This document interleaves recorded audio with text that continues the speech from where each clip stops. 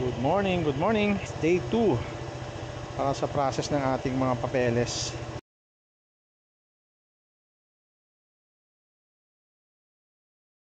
Agenda for today is brought to you by LTO. So, ang agenda natin today mga parents is papa-emission lang natin to. Tapos kuha tayo ng PNP clearance. Yun na lang yun. The rest is okay. Papagawa ko na yung papeles ko sa iba. Doon sana sa kilala namin kay Roger, pero doon muna ako doon sa kakilala ng kaibigan ko. Kasi nagkaroon sila ng hindi taga LTO yun, pero ano siya, tawag ito. Nagkaroon sila ng same complaint dito sa akin na hindi makuha-kuha yung certified true copy ng NCR dahil nga binaha sila. Yun naman talagang reason nila na binaha sila, hindi na makuha, walang gumagawa. Hirap ng ganun, ano? Dapat kasi yung LTO, dapat i-centralize nyo na yung ganyan eh. Naka-centralize na dapat yung kung saan ka magparehistro. Hindi mo na kailangan pumunta dun kung saan yung branch na naka-registered yung CR mo. Hassle yung ganun mga parts. Napaka-hassle yun. Hassle yun lalo na pag paano kung matanda tapos nabili mo yung unit nasa Davao, pupunta mo sa Davao or kailangan mo i-request ng transfer. Kasi ganun ang ginawa dun sa isang Fecon ko eh. Kaso hindi ma-transfer kasi nga complicated masyado tong LTO dito sa Cubao. Di ba? Hassle yun. Hassle masyado yun. Yung tawag nito, yung hindi centralized yung mga documents. And to think, pag nahuli ka, pusang rin, kala mo high-tech masyado eh. Kikita ka agad yung huli mo eh. Pero pag problema sa mga ganito, hindi. Talagang kailangan mong kunin yung certified true copy mo kung saan yung branch na naka-register yung motor mo. Sobrang hassle yun. Eh paano kung matanda? Paano kung nabili mo nga sa Manila yung vehicle tapos naka-registered sa Cebu? O di pupunta ka na Cebu. Kung meron naman palang transfer of mag-request ka ng transfer of documents, alam ko pwede yun eh. Eh bakit kung nandito lang sa NCR hindi mo na lang ipatransfer yung documents mo? Di ba? Pwede naman yun eh. Pwede mo naman i-request ng transfer of documents, di ba? Or yun lang naman certified true copy. Bakit? Di ba makikita sa sa centralized computer yung CR mo na naka-registered na yung motor? Grabe nga. Pwede namang i-validate na lang dun sa computer eh. Di ba dito sa LTO na to? Eh, ayaw ko pa naman ipaprocess yung papeles ko sa iba. Ito, first time to mangyari to. Normally ako talaga nagpa-process eh. Ako yung nagtsatsagang pumunta na LTO, emission, mga ganun. Tapos ayaw yun, di ba? This time i-document natin yung emission. Tingnan natin kung ilang oras yung proseso nila dito kasi nandito lang yun sa loob ng LTO eh, dito sa 70th Avenue. For sure ipipilit nila yung insurance dito. Eh ayoko kasi meron ng insurance company yung magpa-process nito. Eh doon ko na lang para konsuelo na rin sa kanya. Nakaka-bad trip kasi yung ganun mga parts eh. Kung ikaw hassle yun. Alam ko marami sa inyo na ipaprocess na lang sa iba. Ako kasi mas gusto ko ako yung nagpaprocess eh, para at least alam ko yung kalakaran. Hindi yung tagal na ako kahit noon pa hindi ko talaga pinapaprocess yan sa iba. So lubasa din sasabihin sa'yo, kailangan mong pumunta talaga dun sir. Diba? Nag-gets niyo ba yung point ko na kailangan i-centralize na yung mga documents? Pwede naman i-confirm sa computer eh. Bakit hindi pwede? Anong meron? Napaka-special ba? Pa-emission lang ako. Marami bang nakapila? Marami nakapila? Emission na lang ba yan? Oo, emission lang to. Mga ilan? Afterlife na yan, sir. Ah, talaga? Wala na ba iba dito? Dito abin po. Saan banda? May patawid ng EDSA, sir. Ah, patawid ng EDSA. Meron pa. Tama pala. Doon na lang. Kasi ito, galing yan dun eh.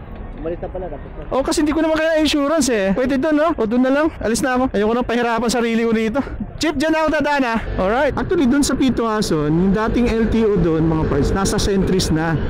Okay yung Centris. Actually, organized sila doon. Sobrang organized. Ang office nila nasa mall mismo sa taas. Tapos yung na sa Centris, yung pa-check ng mga vehicle nasa labas, nasa may parking area lang. So after this balik ulit tayo dun sa 20th para ipa PNP clearance natin. Kala ko ba yung HPG yun na yun. HPG clearance pa pala yun. Parang alam ko, pareho lang yun ah. Pwede pareho lang yun. Problema dito sa mga nag-check dito sa LTO ng mga documents. Kulang pa to sir ng PNP clearance. Ha? Hindi ba sila nag-check? Alam ko na-check na ng SPG yun eh. Cleared na nga eh. Hindi ko maintindihan talaga. No? Hindi nila check talaga. Basta na lang kung ano yung nakikita nila sa first page. Yun na yun. Yun lang napansin ko kahapon eh. Hindi masyado na-check. Tapos sasabihin lang kulang pa to sir. Eh kulang. Parang kompleto na to ah. Pero check pa rin natin. Kasi hiningi kahapon nung tinanong ko sa ano eh. Ano pang kulang nito sir? Ano pang sa tingin mong kulang nito? Ah, kailangan pa to ng PNP clearance sir. Ano pa yung kahapon? HPG. Hindi ba yun? Hindi pa mga pulis yun. Magka-separate pa sila ng ano, ng identity. Ewan ko talaga Lord. Ewan ko lang ha. Baka mali naman ako. Baka tama sila. So dito kasi sa dating ano, LTO, maraming emission area dyan. Dito sa may Pituason, Cubao. So sa pababa niyan, sa kabila ng EDSA, madadaanan natin yung Ducati. Pababa niya, maraming emission doon. So doon tayo magpapa-emission. Ganda ng aking busina, no? Scary. To be honest, nagustuhan ko na rin yung busina ko. Okay naman eh. Malakas nga siya sa video, di ba? Oh, di ba? Oh, sarap kaya pakinggan. Para ang cute. Ang cute. Ang cute. Good Lord. Sa December na kita i-upgrade. The meantime, papalinis muna kita ng todo-todo na masasabi ng ibang tao. Wow! Brand new condition. Pero ang daming libag sa loob. Ang daming libag sa loob, Philip. Ano bang ginawa mo rito? Pinabayaan mo siya, bro. Pinabayaan mo siya. Hindi mo siya mahal. Ay. So, nandito na tayo sa may tawid ng ano, EDSA. May emission dito. Saan yung dito? Wala na ba?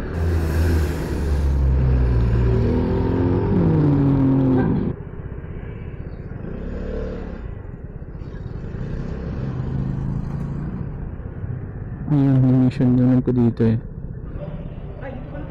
Ah, file na ako. Sige.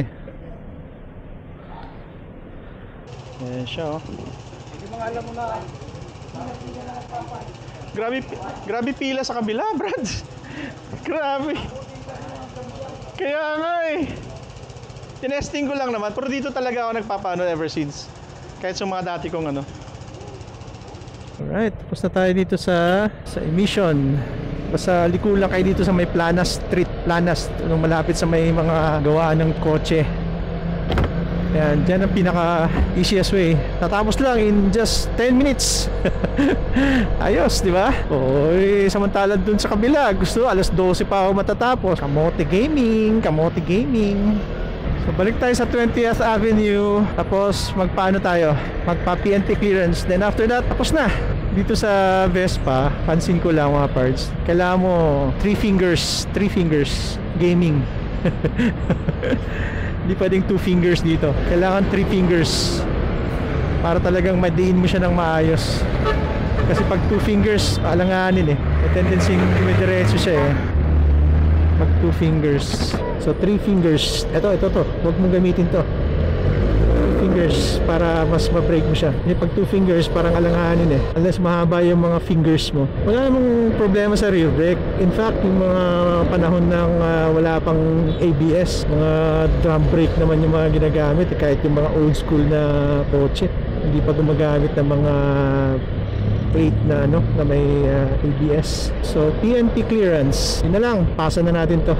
And let's wait for a week. Hindi muna natin to gamitin kung sino yung pangalan nito, si Bruha na lang. Ay, si Bruha. 3 fingers, ito 2 fingers lang, okay na sa ABS eh. Pero ito 3 fingers talaga. 2 fingers kasi alanganin eh. 3 fingers. Yan, mahilig kayo mag fingers, yan lang. Hiligin mo lang, sanayin mo lang sarili mo mag fingers. Yan o. Kaya ako sinasanay ko mag fingers ngayon. PNP clearance. Oh yeah.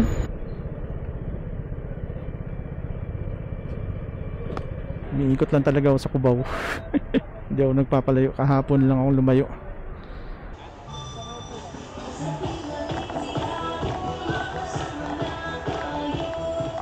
Papasayaw tayo dyan sa tugtog na yan ah.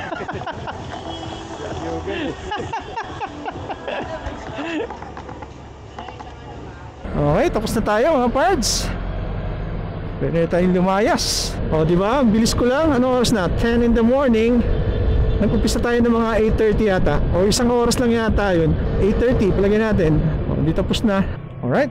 Hanggang dito na lang mga parts. Gusto nyo magpa PNP and HPG clearance, yung kumuha dyan lang sa may 20th Avenue.